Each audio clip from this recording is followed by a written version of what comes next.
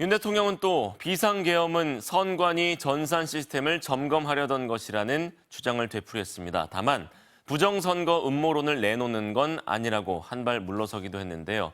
선관위가 전산 시스템에 문제가 없다고 수차례 설명했지만 윤 대통령은 여전히 듣지 않고 있습니다. 이기주 기자입니다.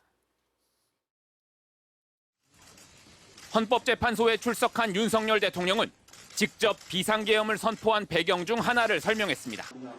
선거 시스템의 점검이 필요했다는 겁니다. 2023년 10월 국정원의 선관위 전산 장비의 아주 극히 일부를 점검한 결과 문제가 많이 있었기 때문에 비상계엄 담화 당시 주장을 반복한 건데 다만 부정선거 음모론은 아니라고 말했습니다. 무슨 선거가 전부 부정이어서 믿을 수 없다 하는 그런 음모론을 제기하는 것이 아니라 지난 15일 체포된 직후 공개한 손편지에서 부정선거의 증거가 너무나 많다. 선관위의 엉터리 시스템도 다 드러났다며 노골적인 음모론을 쏟아낸 데 비하면 한 발 물러난 셈입니다. 근거를 제시 못하면 탄핵 심판에 불리할 수 있다고 판단한 것으로 보입니다. 그렇다면 한 발 물러나 선거 시스템에 문제가 많다고 한 주장은 사실일까? 손편지에서 윤 대통령은 선거소송의 투표함 검표에서 엄청난 가짜 투표지가 발견됐고 선관위의 전산 시스템이 해킹과 조작의 무방비라고 주장했습니다. 모두 사실이 아닙니다. 가짜 투표용지는 발견된 적이 없습니다.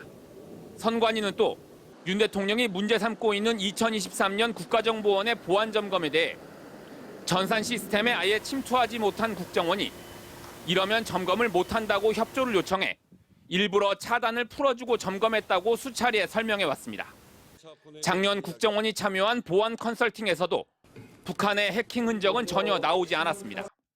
서버 자체에 대해서는 인터넷 자체가 차단돼 있기 때문에 원격적으로도 힘들고 현재로서는 불가능하다고. 지난 21대 총선 당시에는 투개표 장비들을 뜯어가며 공개 시연까지 벌인 바 있습니다. 지난 21대 총선이 부정선거라며 제기된 소송 126건은 모두 종결됐고 22대 총선 34건, 윤석열 대통령이 당선된 대선을 두고도 11건의 소송이 제기됐지만 부정선거가 인정된 건 단 한 건도 없습니다.